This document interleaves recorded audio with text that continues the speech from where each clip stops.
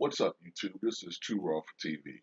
All right, so um, Dwight Howard. Let me discuss Dwight Howard. First of all, shout out to Ticket TV. I saw he did a video, live stream on this earlier. Saw a couple other brothers talk about this. So Dwight Howard basically,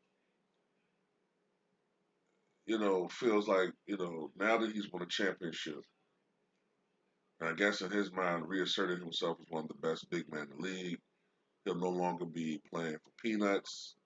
And that he feels like unless the Lakers give him something that's within, I guess, what he feels is his worth in the open market, that basically Lakers can kick rocks, go kick rocks. Okay, so I'm of the opinion. Look, you're never going to find anybody who's more pro player than me when it comes to player organization, relationship, and contracts, and who to root for.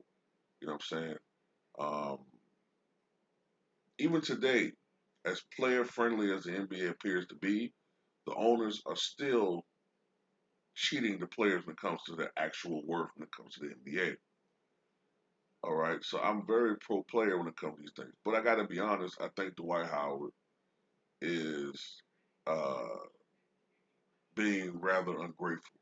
Okay, you know, it wasn't that long ago when all but one of the 30 teams told Dwight Howard, fuck no.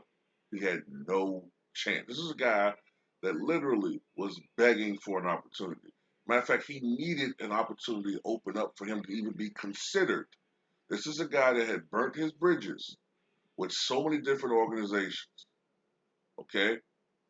Remember the way he left Orlando? He left Orlando. Orlando bent over backwards when he was of a superstar status. Remember that? Had they fired certain people, got rid of certain people just to acquiesce him, and he still left them. So he burnt his bridge with that team. Then, of course, he went to what was it, L.A. He couldn't cut it working with the great Kobe Bryant. Okay, so he left there thinking the championship was an easy task. He left there with his tail between his legs. Then he went to what, Houston. Okay, he got the blame there. Okay, nobody fucking liked him there. Then he left there. Then he went to what was it? The Hawks next, maybe. It's been so many teams I've lost track. I read that and heard that when the his teammates or now former teammates in Atlanta found out that he was being traded, that they all clapped and cheered in unison because they didn't like his fucking ass. All right, and I'm pretty sure in Atlanta that's where he was having all those decadent parties that we've heard about. You know, supposedly. Then what was next? I don't know. What was next? Was it Charlotte? Then he was supposed to alter his game and be a 3-point shooter. Because of the change in realities. That didn't work. Then he went to Washington where he hurt his glute muscle, probably taking a schlong the wrong way. Then what? Memphis, he got waived. I don't know. I lose track, but that's pretty much it, right? All these different fucking places he burnt his bridges. As a guy that was now in his early to mid 30s, the type of player that he was, the NBA was not really looking for that. And then you're not even at the player that you once were. You know what I'm saying? So Lakers gave this guy an opportunity. He came to the Lakers like Morgan Freeman with his hat in hand in the Shawshank Redemption scenes when he was trying to go for parole, looking all contrite and sorry and begging and shit. Fortunately for him, fortunately for him, Boogie Cousins got hurt. They needed a big man. Okay. Now kudos to Dwight Howard. He did everything that he was supposed to do. He worked hard. He, accepted his role, which was a reduced role. Lost a ton of weight so that he can play in this more up tempo NBA. Had a really good season. He did his job. Did it good. Won a championship. But now apparently the ego has arisen again. And if I'm the Lakers, I'm like this. You know what? Fine. Glad you won a championship with us. Wish you best of luck. Don't fucking come back. You know what I'm saying? Uh, so, it is what it is. Because to me, at this point in his career, Dwight Howard is just